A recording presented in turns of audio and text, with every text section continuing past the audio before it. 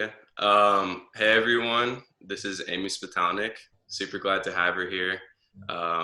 We've been going back and forth for probably 3, 4 months now, maybe even longer, trying to get her to first come to Tufts. Then coronavirus happened, and we had to kind of maneuver around the situation that we have.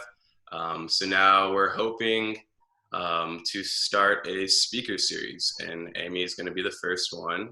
There's no title to it yet, but we're excited, and it's going to be social justice oriented. So without further ado, Amy Spitalnick. So hey, Amy, Hey, can you please introduce yourself and Integrity First America, which is the organization that you run? Just tell people who don't know anything about it a little bit. absolutely. So I'm Amy Spitalnick. I'm Tufts class of 2008, and was Tufts Hillel president from 2007 to 2008, which is probably the most important part of my bio. But now I'm the executive director of a small civil rights nonprofit called Integrity First for America. You might know us as the group that is suing the Charlottesville neo-Nazis. We were founded in 2017 with the mission of taking on those who threaten the principles of our democracy, which can feel like a very tall order these days. And what that translates to is supporting this really important piece of public interest litigation. So I can give sort of a quick overview of the Yeah, case, sure. and talk about it in much more detail over the course of our conversation because there's so much to say about it. Okay. But the short of it is, on behalf of 10 Charlottesville community members who were injured in the violence, we are supporting a lawsuit against 24 neo-Nazis, white supremacists, and hate groups that planned and executed the violence in August of 2017. I think many people think that what happened there 2.5 years ago was a spontaneous accident, that the violence sort of just broke out when you had these neo-Nazis come down to Charlottesville under the guise of protesting the removal of a Confederate statue. But what our case details is that it was actually no accident, that these extremists went to Charlottesville with the intent and the plan to bring violence to Charlottesville, to target people based on their religion, their race, their beliefs, their willingness to stand up for others' civil rights. And then they, of course, went and did exactly that. And in these online chats, in the months leading up to Charlottesville, they explicitly talk about everything from what to wear, what to bring for lunch, which weapons to carry, and even whether they could hit protesters with cars and then claim self-defense, which is, of course, exactly what they went on to do, killing Heather Heyer and injuring many others, including many of our plaintiffs. And so on behalf of these 10 individuals who were harmed in the violence, both during the now infamous Tiki Torch March on the University of Virginia, if you remember, we had these neo-Nazis carrying torches meant to be evocative of the KKK and the Nazis, marching on the rotunda at the University of Virginia, surrounding a bunch of students and others, throwing fuel at them, throwing lit torches at them, beating them up. And then, of course, the next day, we know, yeah, and it is great, right? This is something that you think could never happen in Yeah, America. it's the 21st century, and you Yeah, think that not only Nazism is in the past, but also just like violence on that sort of domestic level is in the past. exactly. And then the next day in Charlottesville, it was no different. We saw them march on downtown Charlottesville. They surrounded a local synagogue where they chanted Sieg Heil. They carried semi-automatic weapons. They talked about, quote, torching those Jewish monsters. The synagogue, including a Holocaust scroll that had been saved from Nazi Germany, had to be evacuated. So again, this Torah that had been saved from Nazi Germany was yet again under Nazi threat in America in 2017, which breaks my heart. And then, of course, they attacked a line of peaceful interfaith clergy and then went on to plow a car into a crowd of peaceful protesters, including Heather Heyer and many of our plaintiffs. And so the case is important for so many reasons, and we can talk about all of that. But I think it also is a really important jumping off point to talk about the broader rise of anti-Semitism, of racism, of xenophobia. And sadly, in the midst of coronavirus, we're also seeing how the hate and violence has only been exacerbated over the Yeah. last few months. Yeah. So let's back up a little bit. Wow, that's It's a lot. a lot. It's a lot. I'm the very uplifting speaker who dives right into talking about Nazis everywhere I go. Wow. So yeah, let's back up to Tufts. I think I'm not sure how many people are going to end up watching this. Hopefully, a lot. Hopefully, it gathers attention over time. But I'm assuming most of the people who will be watching this are going to be Tufts students. So, what what about your experience at Tufts, about your experience as president of Hillel, led you to become this social justice oriented and affiliated with the things you're currently affiliated with? Yeah, I think really social justice and activism was the defining feature of my time at Tufts. And in many ways, it's really what Tufts is all about, active citizenship and engagement. And for me, Hillel, the Tisch College, as it's now called, were two of the most formative institutions for me. In addition to the poli-sci department, I was a poli-sci major, and I studied abroad at Hebrew University. And I think all of those experiences together really informed my worldview and my belief that it takes active citizenship and activism and advocacy to see things change. And so for me, one of my most vivid memories was my sophomore year at Tufts. There was this massive rally in DC to save Darfur. This was during the genocide in the Darfur region of Sudan Mhm. in 2005, I believe was the year, or 2006. And we organized an overnight bus trip. We left, I believe it was the night of Spring Fling, if my recollection is correct. Took an overnight bus to DC from Tufts, went to the rally the next day because we thought it was so important for Tufts to be represented there and for us to get Yeah. to be at the steps of Congress protesting in action on what was a genocide happening on in modern day. Yeah. And then we came back that night, which is something that now that I'm many years out of college could never do. Would encourage you all to do that when you still have the energy. Um, once we're allowed to go to rallies and take bus trips again. Yeah. And that for me is one of, that sticks with me. A number of the people who I did that with are still some of my closest friends. The Hillel president at the time was a close friend of mine who actually officiated my wedding a couple of Wow. months ago. Mhm. So I think, for me, it so much of my experience at Tufts has really been so formative in what I went on to do with my life, not just in terms of the values and the activism, but also the human beings who informed the jobs I took, who helped me get the jobs I had, and who still remain a central part of my life today. So when did you really become what's the word? I guess just like a part of this fight against anti-Semitism. What was like the spark in your post collegiate um, career that led you to be like, wow, anti-Semitism is actually something that needs my help, like needs me. Yeah. So, I'm the granddaughter of Holocaust survivors.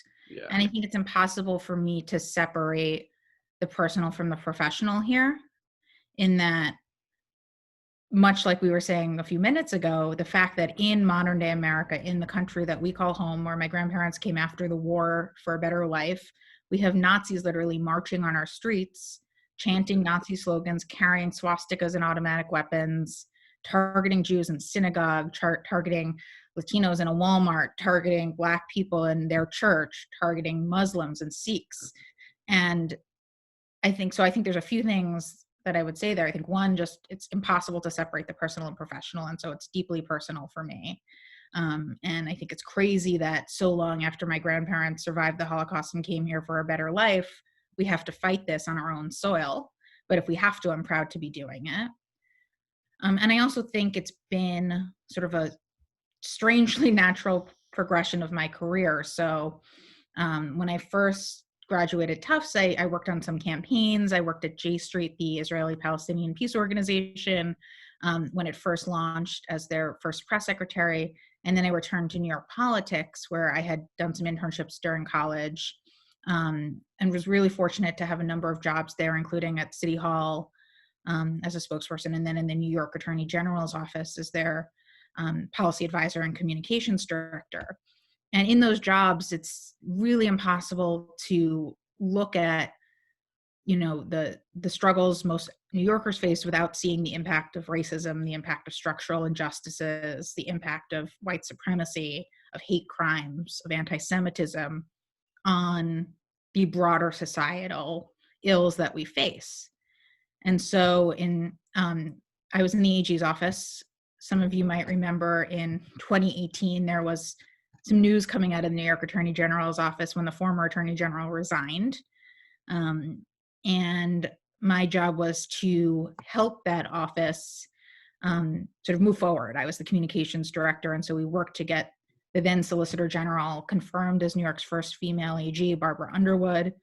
We did that. It was incredible, and we got to really finish out 2018 incredibly strongly.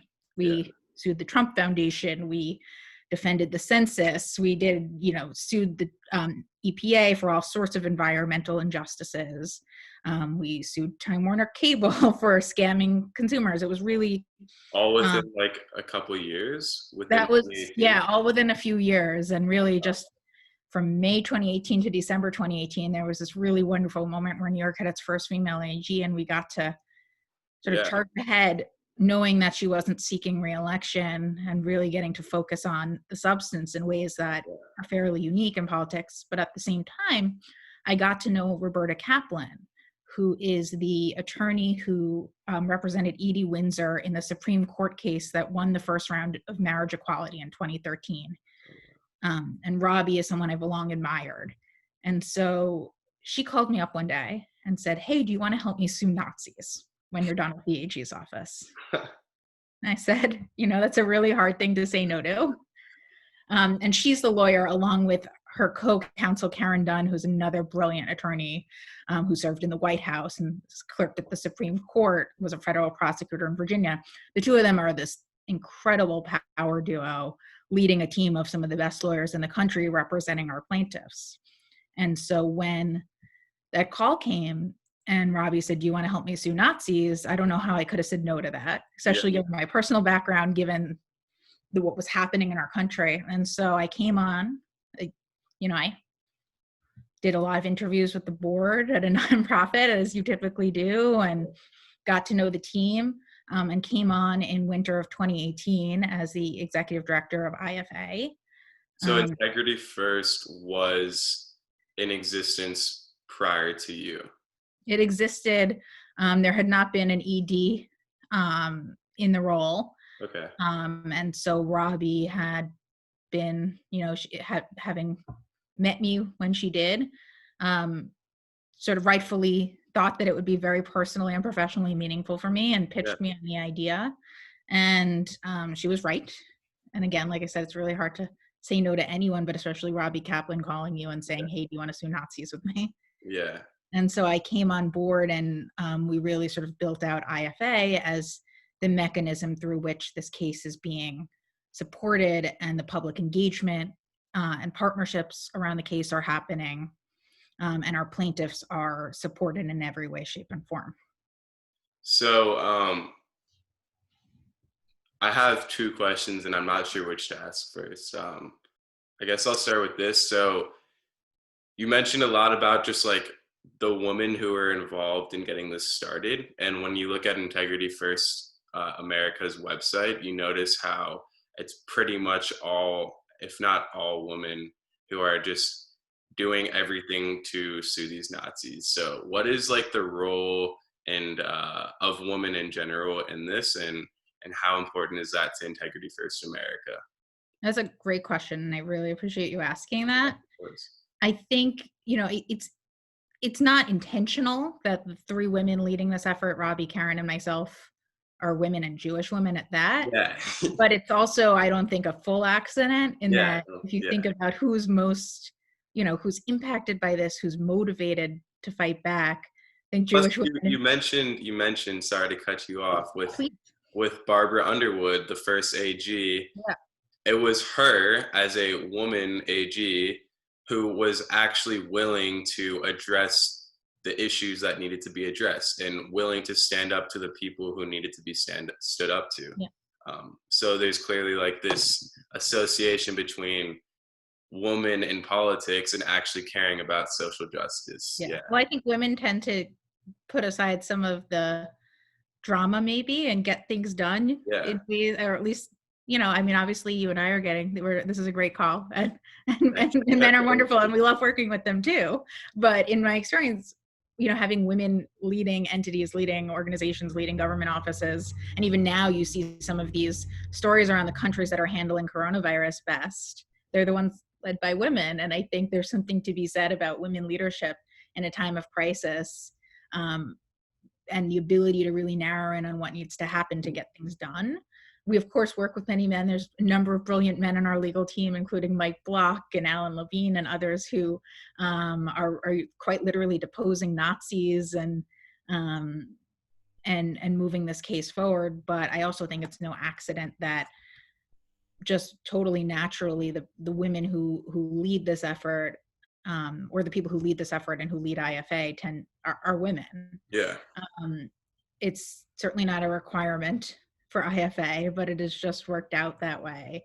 And I think it also speaks to the fact that when you think about who these Nazis and white supremacists are, who they hate, the fact that this is a Jewish women-led effort, they particularly hate. yeah, And it also speaks to the fact that you can't tackle one form of hate without tackling all of them, yeah. that you can't separate anti-Semitism from racism and misogyny and xenophobia and homophobia and Islamophobia. And so if you look at their ideologies, if you look at their misogyny, it's deeply tied up in their anti-Semitism. It's tied up in their other forms of hate. And truly we need to tackle all of them in order to tackle any of them. So what's beyond this case, beyond assuming hopefully everything goes well in the court, what are the next steps with IFA? What are you guys looking forward to in the future? What do you guys, you obviously want to tackle hatred in general, but what are the steps that you guys intend on taking in order to do so? Well, we believe that using the courts is one of the most effective tools we have to fight back against hate, against violence, and against rising extremism. And so we're all in on this case right now. And what that means is that, well, one, our trial is scheduled for this fall. Yeah, It's possible it might move a little bit depending on the current situation, but yeah, we are moving full speed ahead. Our legal team is deposing Nazis. They were doing it in person. Now we're doing it via video chat. We're filing motions left and right to hold them accountable to what's called discovery obligations, their responsibility to turn over key evidence ahead of trial. And we are pushing full steam ahead and ensuring that our legal team and our plaintiffs have every resource they need to do so. What that will translate to is, in some ways, we're already seeing tangible impacts on these Nazis and white supremacists and hate groups' ability to operate. So, for example, Richard Spencer, who's one of the most famous neo-Nazis in the country, coined the term alt-right. He's one of our defendants, and he's talked about how this case has hampered his ability to go about business as usual. League of the South, another hate group, has said that they can't open a new headquarters because of our case. And just a few months ago, a neo-Nazi named Elliot Klein, who also goes by Eli Mosley, he's one of the lead organizers of the Charlottesville violence. He was put in jail and fined thousands of dollars in our case for contempt of court.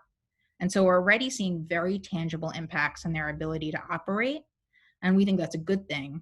In fact, there are two neo-Nazis in our case who, since facing sanctions from the court, have now claimed that they are reformed, that they're giving up neo-Nazism. There's a lot of skepticism about whether they're genuine, but most people think that the case has had a significant impact on their public posture. And then, of course, when we go to trial itself, there are even more significant potential impacts. What this case has the ability to do is bankrupt and dismantle the leaders and the groups that are at the center of this violent movement. And we know that the defendants in our suit are deeply connected to so many of the other awful recent attacks. So, for example, the Pittsburgh shooter communicated with some of the Charlottesville leaders in the lead up to killing 11 at Tree of Life, yeah, not a year and a half ago. The Christchurch shooter, who killed dozens of people in 2 mosques in New Zealand a year ago, painted onto his gun a symbol first promoted by one of our defendants, Matthew Heimbach. And even in the last few weeks, we've seen the role of our defendants in this broader rise of white supremacy during coronavirus. So we've seen extremists try to turn the virus into a bioweapon to be used against Jews. We've seen extremists try to bomb hospitals. And even just last week, one was arrested for trying to burn down a Jewish assisted living facility in Massachusetts, not that far from Tufts. Wow. And in fact, the would-be hospital bomber was a member of National Socialist Movement, which is one of the neo-Nazi groups we're suing. And so we think this case is so important. Certainly it's about getting accountability and justice for our plaintiffs. They certainly deserve that. It's about justice for Charlottesville and holding those accountable who brought violence there. But it can have much larger impacts by bankrupting through large civil judgments and then dismantling the leaders and the groups that are really at the center of this movement, with ripple effects that go well beyond Charlottesville with national and international implications. Are they technically like companies? How do they go about getting funding / money for all these things? That's a great question. So over the last few years, we've seen them start to struggle to fundraise in the ways that they previously were able to. So at one point, some were just using platforms like PayPal and Patreon and others. In recent years, those platforms have woken up to what's happening and how they might have been exploited, and many have kicked them off. Of course, with cryptocurrency and others, there's still means for these guys to be funded. Some have taken to literally asking people to send cash in the mail because they've been deplatformed from a number of places, which we think is a good thing. We should be making it as hard as possible for them to raise money. And it's also, I think your question raises a broader point, which is that while certainly in the country, in America, everyone has the right for free speech. They have the right to say what they would like. But social media sites, which are private entities, don't have a responsibility to give everyone a platform if they're violating their terms of service, which are sort of far more narrow than the constitutional right to free speech. So Twitter and Facebook and all of these sites like Gab and 4chan and 8chan that have been co-opted by extremists, none of them have an obligation or a responsibility to give a platform to these Nazis. And they could, at the snap of their fingers, start kicking them off. Some have. Some of the more mainstream social media sites have finally started doing that.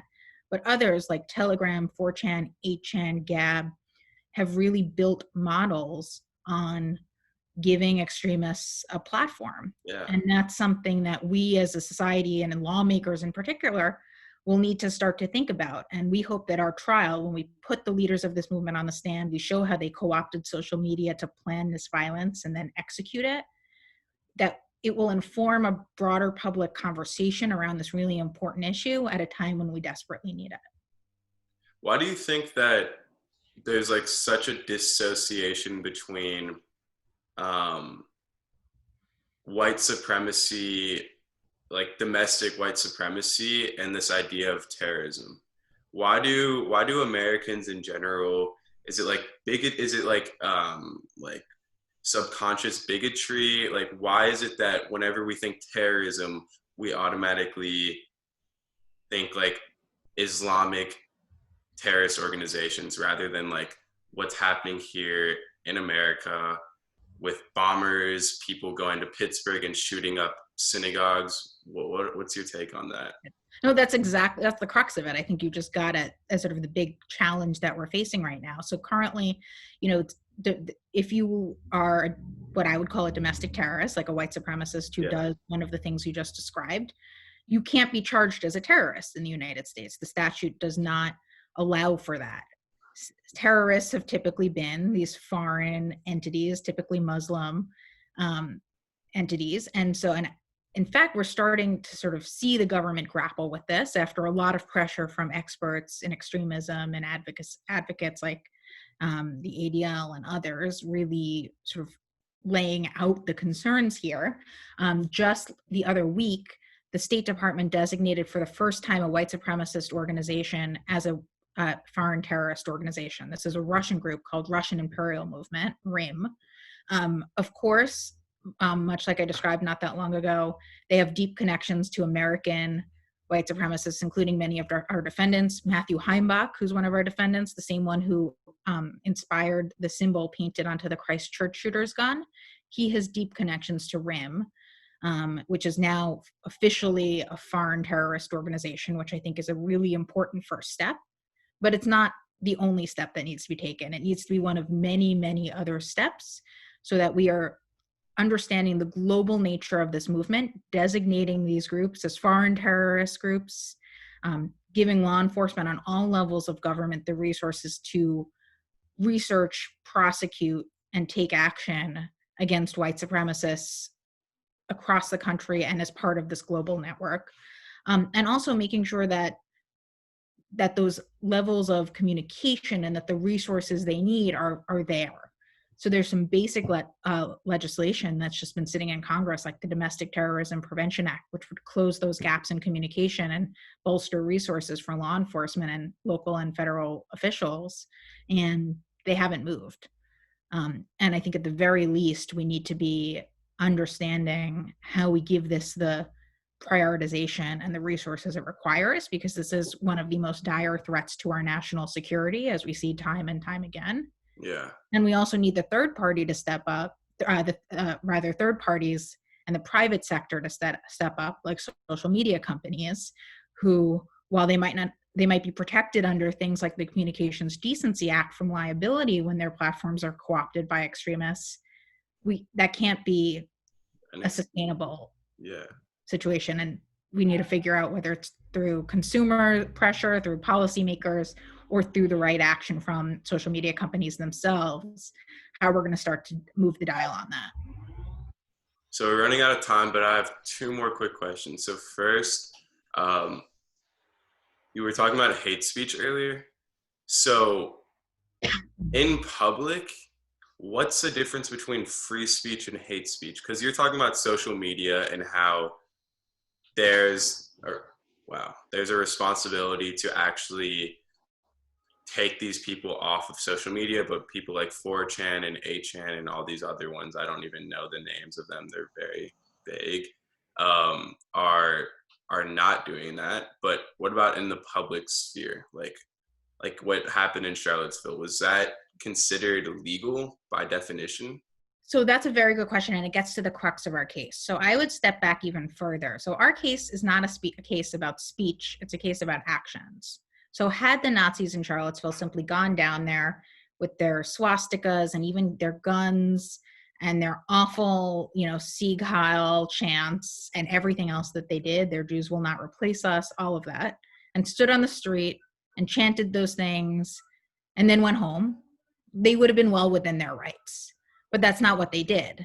For months in advance, they planned to do all those things and then commit violence against the people who would be peacefully counter-protesting them. And so the fact that they never intended this to be about speech, despite their claims to the contrary, that they actually intended it to be about bringing violence to Charlottesville, and had talks and chats in which they went so far as to describe how they would use their weapons, how they would hit protesters with cars, and all of those things, made it a case about actions. And so our case is predicated on a number of civil rights statutes, most notably something called the Ku Klux Klan Act of 1871, passed nearly 150 years ago by the Reconstructionist Congress to give private individuals recourse in that time to fight back against Klan vigilantes who were trying to undermine their rights in the South after the Civil War, after the recently freed slaves won the 13th, 14th, and 15th Amendment rights.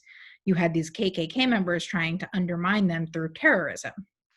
And so that same statute has been used time and time again between 1871 and now to take on essentially hate groups and other extremists who are trying to terrorize people based on their race, their religion, their willingness to stand up for others' rights. And we're using it here, alleging a racially motivated violent conspiracy. So again, a case about actions and not words. And I think that's really important. Even if it was words, that if it was words, then you guys wouldn't have a case at all, is what you're telling me? If they had not planned to commit violence, and if they had not committed violence, it's hard to speculate what might have happened still, but we wouldn't have this case at least. People are able to talk about wanting to get rid of all the Jews in America and be completely within like their legal rights. It's a fine line. And there are many scholars and experts, including I'm sure some at Tufts, who are doing a lot of thinking on this. Um, Direct threats, of course, are never permissible. And some of our defendants have been arrested separately for making threats against others, or extorting them or the like. And that, of course, is never permissible. But being an anti Semite, believing that the Jews should not exist, believing that Black people should not exist, that is all well within their rights. And look, I think, frankly, while I find their views abhorrent, I believe that they have a right to have them, as disgusting as I find them. Yeah. But when they take those views and translate it into violence, that's not the First Amendment. That's not free speech. That is a violent conspiracy, and they must be held accountable. I agree. So the final question, just to wrap it up, is what can I do? What can people listening do to get involved and to help fight against hatred in general? Well, there's so much that people can do. I think, one, in the short term, we are eager to get out the word about what we're doing, particularly right now as we see these extremists try to take advantage of the moment to further spread their hate and violence. Yeah. Coronavirus has made it even more clear that white supremacist terror is a grave threat to our country, and we need to be using every tool, including the courts, to fight back. Yeah. And this case is the only case in the country going after the broad leadership of this movement, with the potential to bankrupt and dismantle them. And so sign up on integrityfirstforamerica.org. You can sign up for case updates, share about the case on your social media, with your networks. Everyone's at home with their parents. Parents might be interested in this. Yeah. Share this video with them, share IFA's website with them, let them know that this is happening. Passover has, I guess, fortunately, because we could eat bread again, but unfortunately, in that we can't use our Seder supplement, but we did have a Seder supplement that we put out. Yeah, it was amazing. And there's a number of other tools on the IFA website for clergy and others that you could share with your communities to get out the word about this. If folks are interested in having a virtual program with their home synagogue, or community center or church or mosque or whatever it might be, reach out to us. We love talking about this case, and we think it's so important. So spread the word. Of course, folks, IFA's role is to directly fund the case and ensure that our plaintiffs and our legal team have security, that the evidence collection can be done, that, for example, scraping the evidence off of the Nazis' phones, computers, social media accounts, and that's not cheap. So if you know folks who want to donate, every dollar directly supports this case. Tell your parents. Whatever folks are able to do is helpful. And then I think more broadly, this case is just indicative of the broader crisis we're facing. There's a real crisis of anti-Semitism, of racism, and white supremacy in this country. Yeah. And if we don't recognize it, if we don't pressure our lawmakers and the private sector to act accordingly, it's only going to get worse, and we're only going to see more and more Charlottesville's, Pittsburgh's, Poway's, El Paso's. And we can't stand for that. That is not an acceptable outcome as far as I'm concerned, and as I'm sure as far as anyone watching this is concerned. So don't forget that this is a real challenge we're facing. It's really easy to right now, in a moment where there's so much else to be worried about, understandably so. But as we see these extremists try to co-opt this moment, don't lose sight of these broader fights we're going to need to keep fighting, even once this pandemic is over. And so spread the word, sign up on integrityfirstforamerica.org, donate if you can, let us know if you want to host a virtual event, and just make white supremacist terror the priority it should be for your lawmakers and everyone else you deal with. Amy, thank you so much. This was amazing. I'm so glad that after all this communication and back and forth, we finally got to make it happen. I really appreciate it. And stay healthy, stay safe. You too. Thank you so much. Anything for Tufts Hillel. So thank you. I hope everyone watching is staying healthy and safe, and hope to see them all on campus one day not too far away. All right, Amy, have a good one. You too. Thanks. Bye.